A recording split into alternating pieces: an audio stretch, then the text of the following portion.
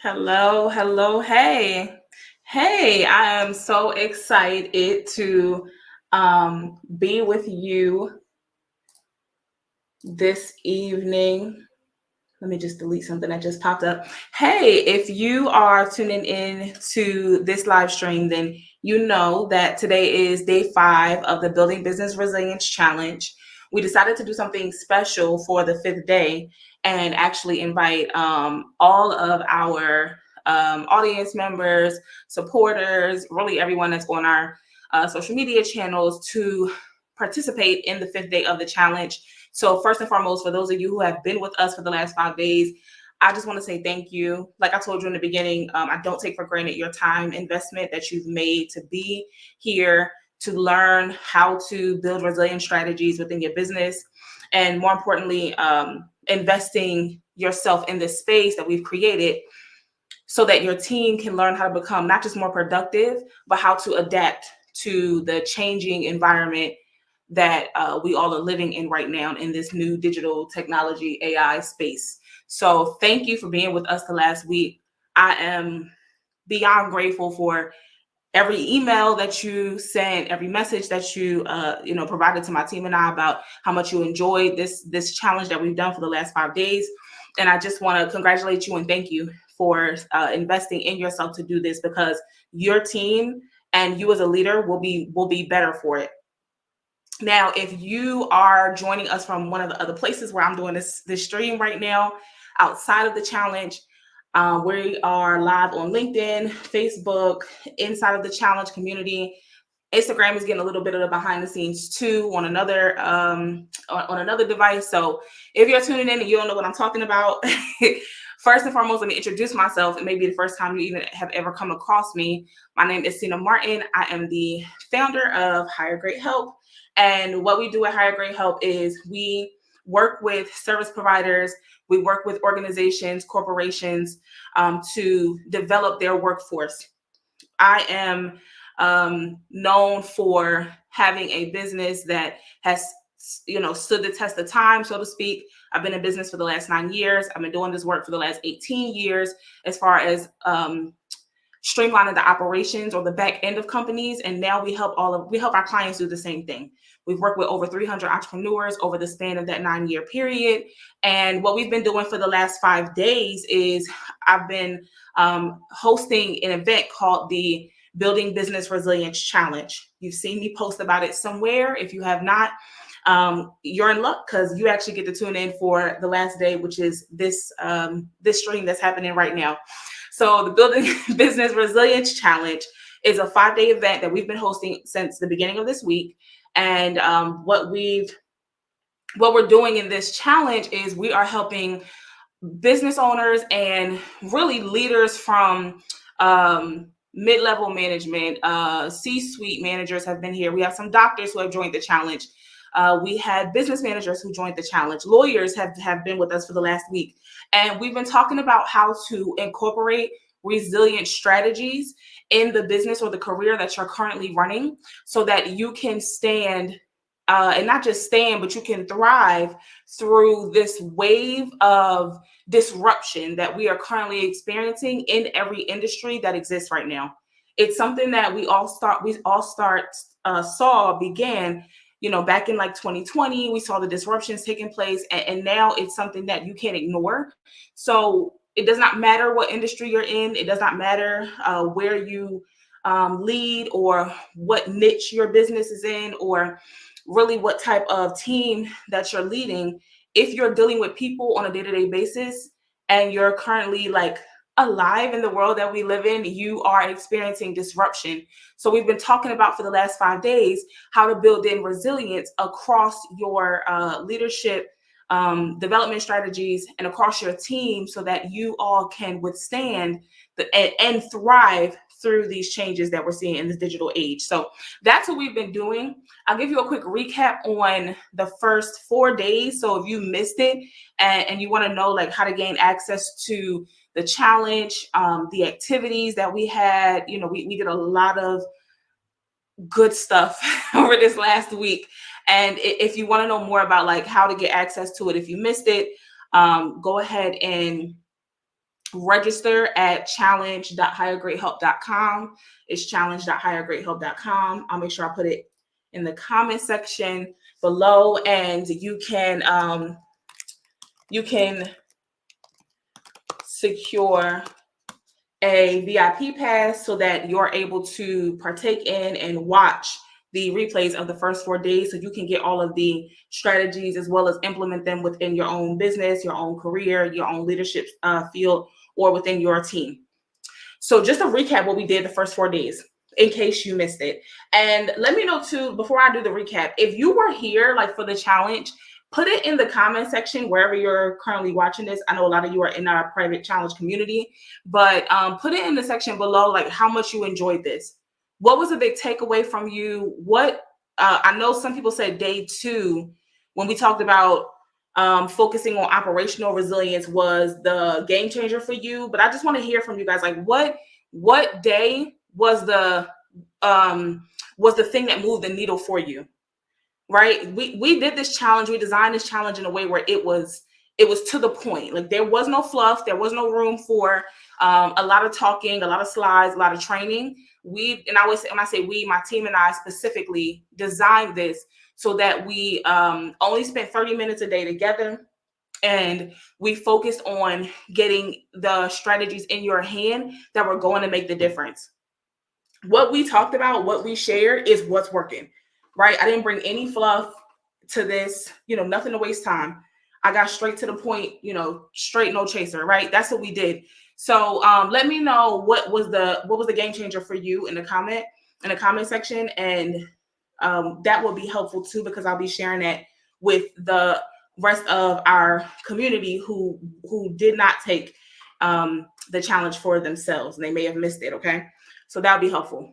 But day 1, we started with a business resilience assessment. You remember, if you were there, you remember this. We started with a business resilience assessment, and we talked about a self-assessment that you could apply to 4 key areas in your career or in your current business, that you can measure how resilient you are around 3 specific areas.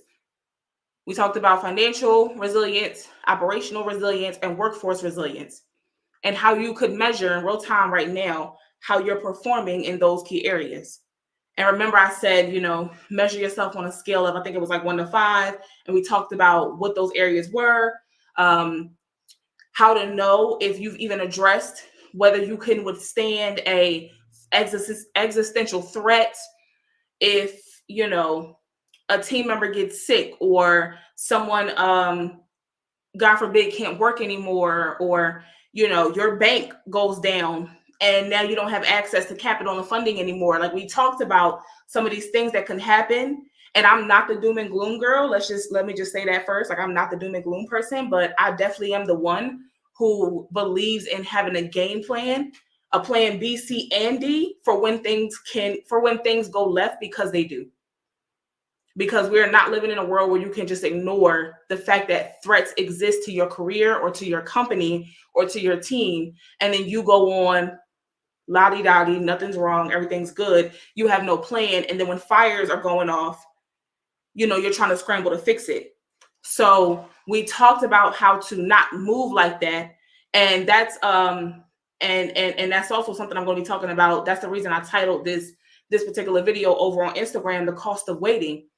It's because if you wait to build a resiliency plan for your business, you're asking to not have a business. You're asking to not have a business, to not have a career. You're asking to get shut down, for your doors to close, right? So that was day 1. We did the assessment, gave you your activity. A good number of you did the activity. I was happy with that. I was happy to see the feedback on that. And then we moved on to day 2. So day 2, we talked about operational resilience. And I shared, if you remember, again, tell me I know a lot of you love day 2. That was your favorite. Share with me what you love so much about day 2. So we can keep that in mind, and I can continue to provide you resources on that. But day 2, we talked about building operational resilience and which included best practices for inventory control, supply chain management, if that applies to you, contingency planning, right?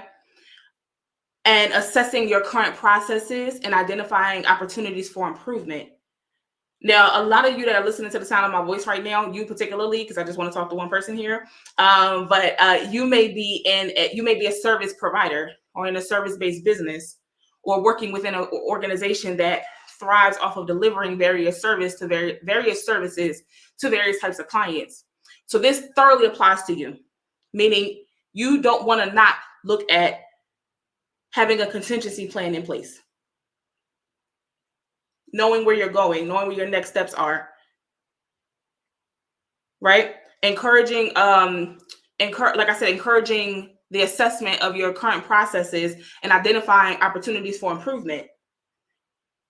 This is something I just did this week on a call that I had. I had a debrief call essentially with a corporate client that we worked with back in the summer and really like throughout the top of this year. And this was one of the conversations that we had, like what's some of the opportunities for improvement. I asked them what were our opportunities for improvement based on the services we delivered, my team and I.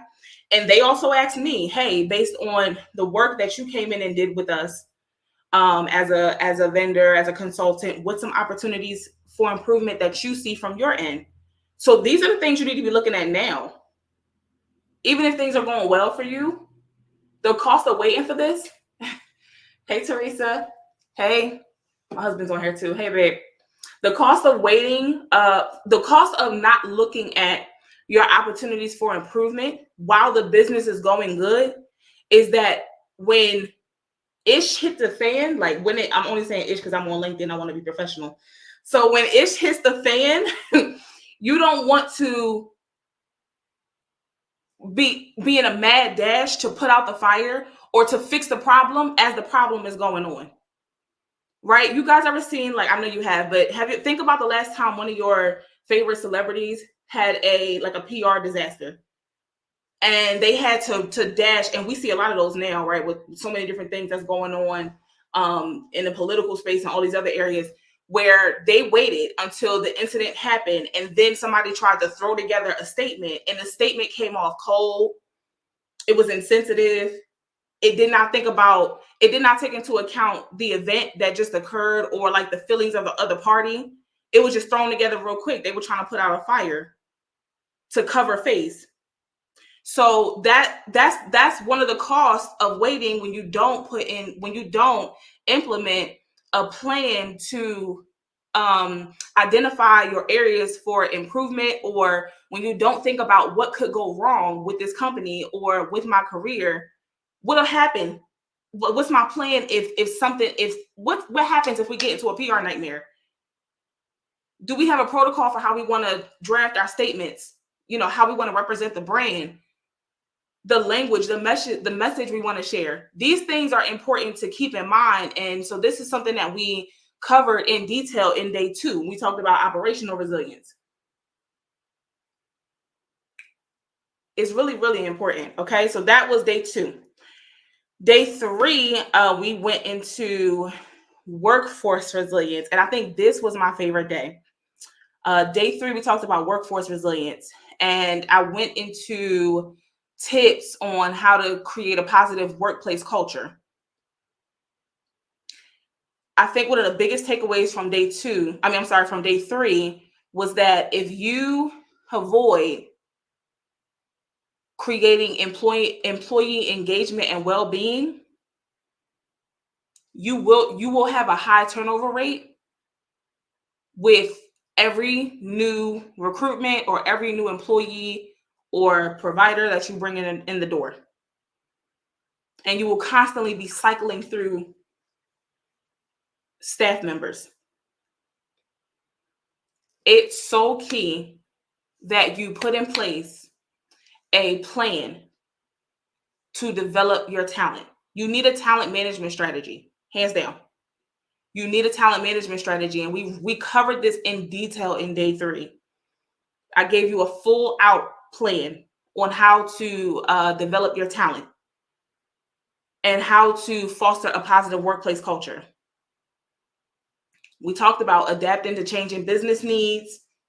We talked about taking into account the whole person of the people who work for you, physical, mental, emotional, how you can express and show your humanness with these people who work for you, or who are on your team, or colleagues that you work with on a daily basis, so that they understand that you care for their well-being, and they can trust you, and they can openly communicate to you when there's an issue, or if there's something going on in their personal lives. We talked about this too, how a lot of leaders wait, again, cost of waiting. They wait to build a sense of trust and loyalty amongst their workforce, or amongst their team. And then again, when disaster strikes, or when someone abruptly quits and it disrupts the entire, department that the person left from, then you want to rush to put out a fire and try to make a plan for it, as opposed to dealing with the fact that now, or facing the truth that right now you may not have trust and loyalty amongst the team that you have, because you may have never taken it into account, or you've put it to the wayside and said it's something I'll deal with later. And what's happening is it's very possible you may have people showing up to work on a daily basis, and they're two different people, meaning they have a personal life, and they have a work life, right? And they have to like code switch, or they have to put on a different mask every time they come into the place, because there's no sense of transparency or honesty or loyalty, or really just empathy between you and them. So we addressed ways that you can improve that, and how to build resiliency in your workforce now, so that loyalty to the brand and to the business becomes something that's baked into the work that you guys do every day. Like I told y'all, we went into it. This challenge was deep. We went into it. So that was day 3. And then day 4, which was yesterday, we went into financial resiliency. That was a whole another thing. Our financial expert, who was also a member of the Higher Grade Help team, taught that day and brought the decades of experience she has in financial literacy and working with some of the top banks in the world, and different work she's done in that arena. She brought all of that to day 4 to talk about how to build a strong financial foundation. So she went into cash flow, managing your cash flow, reducing expenses, creating a financial buffer for unexpected events. And she broke down some tools that you could use to forecast and plan for various scenarios, such as recessions and natural disasters and things of that nature. Again, this is the stuff that you need to be thinking about now, not later. So today, I just wanted to give you a recap and paint a picture for you of, what is possible for you if you act on these things now, and you tune out the noise that it may very well be surrounding you right now, where it's a message of, pressure, or you feel like you are being forced to grow faster than what you're ready to grow. Leadership is uncomfortable. Sometimes standing out in the light and stepping into the leader that you're being called to be is a difficult thing to do, because at times you don't want to. You may not feel like it. You have fear. You have past experiences that you could be reliving. And so I just want to paint a picture for you on the other side of all of this, of what's possible if you step into this and you utilize this resiliency planning that I've been talking about and promoting over this last week within this challenge. If this is resonating with you so far, put a 1 in the comments and let me know. Drop a 1 if this is hidden so far. So let's talk about that. Let's talk about what's possible for you on the other side. You put a plan in place to build resiliency in your workforce, in your finances, in your operations. And you take the time to not just streamline your operations and creating SOPs like everyone says you should do, and addressing some of the like surface level type of stuff. And when I say surface level, this is what I mean. It sounds good to put your SOPs in place and get things organized with your documents. Yes, that's important, but it goes beyond simply documenting on paper steps for a human or automation to follow. What's required behind that is that you take these processes and operations that you're going to use to better serve your clients, because that's the point. That's why we're doing it. Yeah. But it requires you to take these processes and operations that you're going to use to better serve your clients, and then assist the people and let's just say assist the people that are going to help you bring this vision to fruition with connecting with it emotionally. They have to connect with your vision emotionally, mentally, and in a way spiritually too, because coming to a place of employment every day and giving your ideas, your thoughts, your inspiration, your expertise, that's an intimate personal thing. We have to stop expecting people to provide the things that are closest to them, their ideas, their IP, things that really are theirs to own and theirs to keep, and expecting them to give that to us simply because we're providing them with a paycheck. It's about more than the financial benefit. What this is about, and why I'm so passionate about talking about building resiliency in a business and in your career, is that this is a time for connection, for collaboration, for fellowship, and for community. This is a time where we need to be working on becoming connected and treating one another with kindness and love and respect, knowing full well that that's not available everywhere in the world. You're still going to have portions of the world that want to do things from a capitalist mindset, from a mindset of taking advantage of people, not treating people as human beings, but as commodity, as wells of profit, as points of purchase, and not as individuals and humans and people. Will that change? Will that be something that could be eliminated at some point? Yeah, I believe so. I do. But I think those of us who, if you connect to what I'm saying right now, if you have a passion in your heart to be like the positive change that you want to see, the number one place you can do that is in your home, with your immediate family, and with the people you work with, whether it be a team you build or a team you're a part of. And so I'm kind of like, this is just coming up for me to speak on this, so I'm going to speak on it. But I think you have a duty and an obligation to understand the impact of the work that you're actually doing.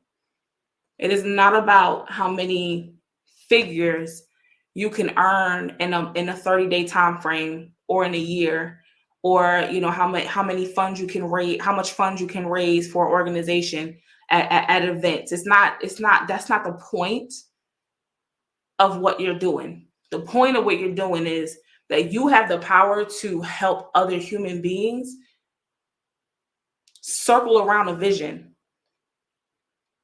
and then bring the vision to life. And the way you're going to do this is by training your team to withstand challenges, to overcome obstacles just like you did, just like you continue to do, and to bring that humanness into the work that they do as your client success team. Drop a 2 in the comments if this is making sense. Drop a 2 if this is making sense. So how you do that is the challenge was the first step. Okay. The challenge was the introduction to this. I want to invite you to picture for yourself what this looks like when you've efficiently trained up your team to bring that vision that you have and the passion that you've cultivated for all this time and the work you've done so far to be the leader that you are, to bring that into your customer and your client support. What it would look like, what would it look like for your team to duplicate all of the information, the knowledge, the wisdom that you've gathered thus far, and they put that into the service they provide in your business? What happens when your team understands each of their roles, like fully? What happens when your team fully understands and they embody and they get it? What happens when they get the impact of the work they're doing and how it affects every piece of the operation that you are running? Whether we're talking about your company or a company you're a part of, or a team that you're leading, or maybe you're, like I said, like you may be in a high level position, an executive position, and you have a department that depends on you, that reports to you. Regardless of what position of leadership you're in, if you have people who depend on you as a team, I'm talking to you. What happens when these people fully understand where they fit into the process and how their expertise contributes to your client success? I'll tell you what happens. You can triple the launches that you all are doing. And you and the team could work 10, 20 hours less with it happening. You could potentially take 2 weeks off for a vacation, a month off, to rest, to reset your nervous system, to heal your hormones, to, extend your family, right? You could start a mentorship program and start bringing in the youth and maybe other young people who want to do the work you're doing in the field that you're doing. And then you have time to start a mentorship program and walk them through kickstarting their own careers or their own journeys on this path. All these things now become possible. Now you have the ability for team members to clearly see that they have an opportunity to grow in your organization. There's room to move forward, to move up. That excites them. Now they have a new pep in their step. They're coming to work with ideas. They're completing projects without you having to check in, without you having to ask how it's doing. You're now in a place where you're not just taking vacations, and you feel the freedom of hitting consistent revenue months, which is one part of it. Honestly, the money's the icing on the cake. But the real treat of all of this is now you're not having to repeat yourself 1,000 times. To grown adults, they understand. They're helping you build the infrastructure, as opposed to you being the one that has to constantly download your brain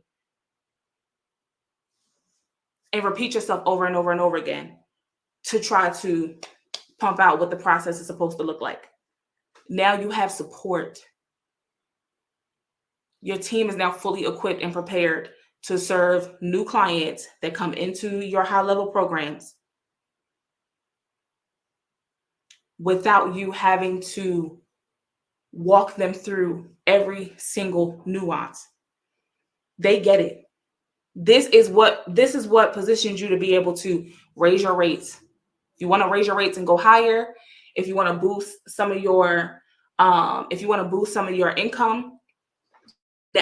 to boost the cost of the services, if you want to launch out digital products, if you want to get into more events, it's possible for you now. Now you can consistently sell your packages, your programs, your services at these new rates because you're confident that your team can support the delivery. There's no fear anymore. It feels easy. It feels easy. And it's not going to feel easy every day. But when you step back and look at what you accomplished and all that's been done, it's a weight that comes off your shoulder that truthfully, I can't explain until you experience it. You feel like you're doing what you're meant to do. Like you're fulfilling whatever the purpose was in this season of your life to be doing this work that you're doing. You're actually fulfilling it. And that's really how it feels. And then when you go through the processes of auditing your business or pivoting or looking at what's working and what's not working, you realize you can do it without always having to invest unnecessary money or bleed money out for, hires that you don't need or coaches that you feel burnt out from because you're like, do I really need another coach? But instead, you can see what deep work needs to be done. Your team is there to help you verify that that's the deep work that needs to be done. And then you guys can move as a unit accordingly. But if you want to actually accomplish this, there's effort that has to be had on your part. The cost of you waiting and not doing this for another year or another 6 months is that you'll dig yourself deeper into a hole that you then will have to dig yourself out of by putting these customer support operations in place that you should have been putting into play right now. Waiting, it's almost like when you have a toothache. Let's say you had to get some work done, right? And you wait 3 months, 2 months, and then 2 months turns into 6 months. Next thing you know, you go to the dentist and they're saying, well, this is a full-blown cavity. Like now we have to go all the way down. We have to go all the way down now. This is the full thing. You have to call out for the day. You can't go and, talking and having meetings and going to work after this. And it's going to cost you an extra few $100s, almost $1,000, depending on how bad the work is, right? So it's like it festers and it gets worse and the problem deepens the longer you wait. I literally had one of our clients who's in Exponential Experience, which is the program I'm getting ready to tell you about in a minute and invite you to. But on one of our calls, this particular client said, this is what I wish I would have done when I was in the beginning stages of the business, because I waited to do it. Now I'm feeling like I have to work backwards to undo all of the mess I created, not thinking about streamlining operations and customer support or client success systems. And so that is a forewarning to you. How much more of a hole are you willing to dig into? Or do you realize that the hidden cost of not taking action is more debt on your part? Do you want to dig yourself into more debt? Or would you prefer to commit and take action now to put these things in place so that you can get to that free time and that ability to feel confident that your clients are getting the best service you could possibly provide to them every single time they trust you to help them do the work that you do? Like, which one would you prefer? So if you're interested in leveraging on this challenge and moving to the next step, there's one thing I want you to do. First and foremost, the one thing I want you to do is write what your 6-month plan is after this resiliency challenge. What are you going to do with the strategies, with the stratagems, with the keys really that I've shared with you over the last 5 days to improve your business or your career or your plans moving forward? What are you going to do with it? I want you to write out a plan, what you're going to accomplish or focus on for the next 6 months, and then share that in the community so we can support you. Make sure you share it in the community, in our private challenge community. Once you've written down those 6-month plans, the second part of this action I want you to take is, if you know that this 6-month plan is big, it feels big, it's you know you can accomplish it, but having the support to avoid the nuance, mistakes, and the pitfalls, and stick to the best practices and a proven pathway to accomplish the goal that you want to go after. Yeah, if you know that's what you want to do, I invite you to apply for Exponential Experience. Exponential Experience is currently open for enrollment. Okay, it's our signature 12-month coaching program. And in Exponential Experience, we'll do one thing. We will help you to, by the end of the program, you'll have trained your team of 4 or less to enhance your customer support operations while taking 2 weeks off from your business. If that is what you want to accomplish and do, I invite you to join or apply for Exponential Experience. It's an application process. We have to see if you're a good fit first. There's a conversation that takes place. There's, it's a bit of a thorough application. It's a bit of a thorough qualification process, but I want to invite you to apply. Here's why. If you're ready to allow other team members who work with you or who work for you to understand where they fit into the process and how their expertise contributes to your client's success, then you need to apply for Exponential Experience. Because by the end of it, your team will be fully equipped and prepared to serve your new clients coming into your high-level program.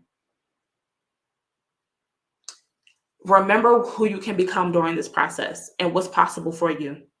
You can do it on your own and potentially spin your wheels and wait to take action, or you could apply for Exponential so that you can get on a proven track record and start seeing your first result within the first 30 days of you being in the program. It's up to you. If you have any questions about Exponential, any questions at all, do not hesitate to submit your application, and then, reach out to myself, reach out to one of our team members. You have our contact info if you were in the challenge, and just let us know, what questions you have or how we could clarify or be of service to you. Feel free to share this video with anyone who might be a good fit for this. They have to be someone who's in like the service-based industry. They have a service-based business, They have a team of at least 4 people, and they are specifically interested in improving their customer support operations so they can take off time from their business and go on a vacation or do any of the other things that I said. Share this out with them. And again, thank you for your time. Thank you for being a part of this challenge. And I'm looking out for your application for Exponential. Okay. If you tuned into this as a special guest this evening from anywhere else outside of the challenge, you got a sneak peek of what we got into. So you too can make sure you follow me on all platforms. Look for Hire Great Help, Cena Martin Chandler. I'm on all the platforms. And if you have any questions about how you can gain access to the challenge, or if you're interested in an Exponential Experience, you too can submit an application. We look forward to seeing if you're a good fit for the bomb community that we have. Okay, so enjoy the rest of your day or evening, depending on when you're watching this. Thank you for tuning in, and I'll see you for the next one.